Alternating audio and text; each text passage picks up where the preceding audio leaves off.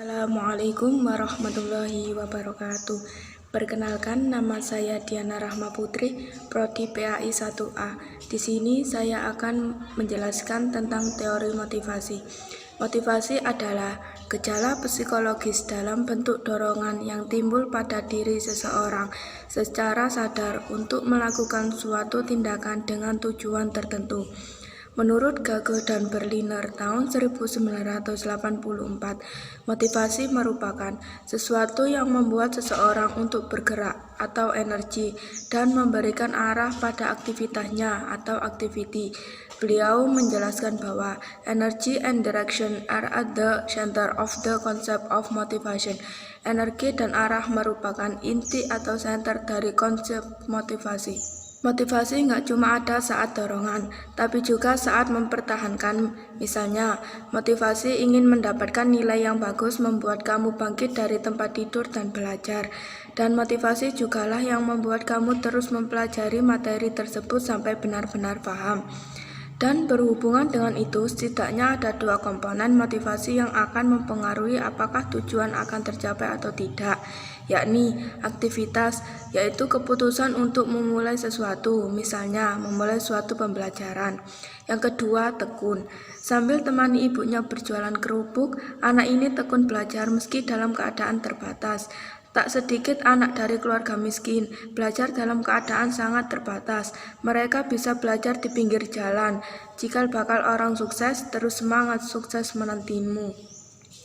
Berikut ini adalah jenis motivasi yang bisa sahabat pelajari. Yang pertama, motivasi ekstrinsik. Motivasi ini berasal dari luar, misalnya dari keluarga, teman, ataupun sesuatu yang membuat seseorang menjadi termotivasi. Membangun dan menumbuhkan semangat dari diri sendiri bisa berasal dari faktor luar. Contoh dari motivasi ekstrinsik adalah ketika seseorang ingin mendapatkan penghargaan dapat berupa pujian ataupun bonus dari orang lain. Ketika seseorang ingin mengikuti gaya hidup orang lain karena ia merasa gengsi. Ketika seseorang memiliki keinginan untuk dapat diterima oleh orang lain, dan masih banyak lagi. Yang kedua, motivasi intrinsik. Tidak hanya dari luar, motivasi juga bisa tumbuh dan berkembang di dalam diri sendiri dan memberikan pengaruh yang positif bagi orang tersebut. Agar dapat melakukan sesuatu yang bernilai dan berarti, sebagai contoh, seseorang yang senang membaca, tidak usah ada yang menyuruh atau mendorongnya. Ia sudah rajin mencari buku untuk dibacanya. Kemudian, kalau dilihat dari segi tujuan yang dilakukannya, misalnya kegiatan belajar, maka yang dimaksud dengan motivasi intrinsik ini adalah ingin mencapai tujuan yang terkandung di dalam perbuatan belajar itu sendiri.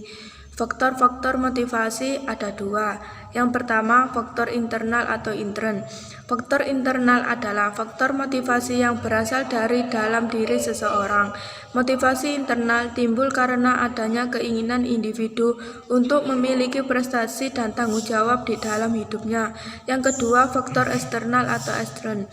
Faktor eksternal adalah faktor motivasi yang berasal dari luar diri seseorang. Motivasi eksternal timbul karena adanya peran dari luar, misalnya organisasi yang turut menentukan perilaku seseorang dalam hidupnya. Dinamika motivasi manusia. Dipandang dari segi motifnya, setiap gerak manusia itu selalu mengandung tiga aspek yang kedudukannya bertahap dan berurutan. Yang pertama, motivating status, timbul kekuatan dan terjadinya kesiapsediaan sebagai akibat terasanya kebutuhan jaringan atau sekresi hormonal dari dalam diri organisme atau tergantung pada stimulasi tertentu.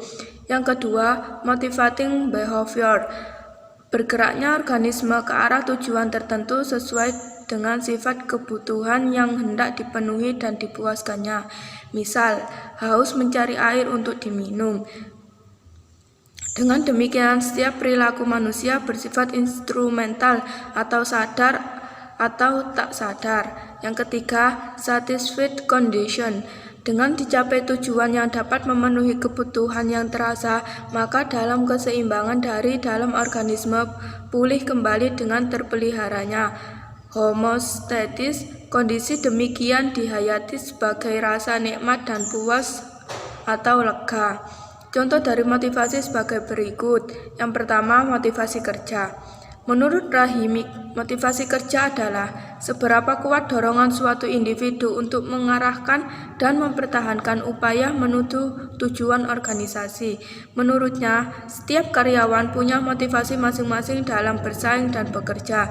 Nah, untuk kamu yang sedang bekerja terus sedang mencari motivasi diri untuk terus berupaya dan bertahan di pekerjaan tersebut, mungkin kamu bisa pikirkan teori hierarki kebutuhan Abraham Maslow ini. Kebutuhan fisiologis yang harus dipenuhi seseorang untuk bertahan hidup seperti sandang, pangan, dan papan. Kebutuhan keselamatan mulai dari keselamatan pribadi dan keuangan. Asuransi kesehatan yang ditanggung kantor dan kesejahteraan. Kebutuhan untuk aktualisasi diri. Yang kedua, motivasi belajar. Sadiman berpendapat bahwa motivasi belajar merupakan keseluruhan daya penggerak dalam diri siswa yang menimbulkan kegiatan belajar, yang menjamin kelangsungan dari kegiatan belajar dan memberikan arah pada kegiatan belajar, sehingga tujuan yang dikehendaki oleh subjek belajar itu dapat tercapai. Untuk kamu yang sedang belajar atau kuliah, sedang pusing dan mencari motivasi adalah penting untuk memikirkan hal-hal berikut ini. Yang pertama, coba tulis 3 hal utama yang melandasi kamu mengapa kamu mengambil pelajaran ini. Yang kedua, tulis daftar nilai kamu dan tempelkan di meja belajar.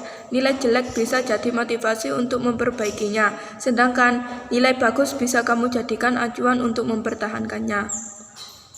Tujuan motivasi. Secara umum dapat dikatakan bahwa tujuan motivasi adalah untuk menggerakkan atau menggugah seseorang agar timbul keinginan dan kemauannya untuk melakukan sesuatu sehingga dapat memperoleh hasil atau mencapai tujuan tertentu.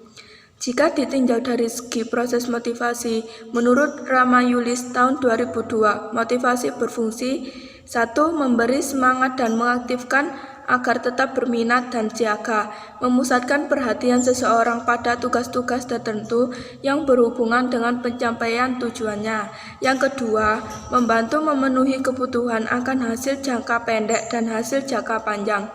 Sehubungan dengan hal tersebut di atas, maka ada 3 fungsi motivasi yang sebagai berikut. Pertama, motivasi mendorong manusia untuk berbuat. Yang kedua, motivasi menentukan arah perbuatan, yakni ke arah tujuan yang hendak dicapai.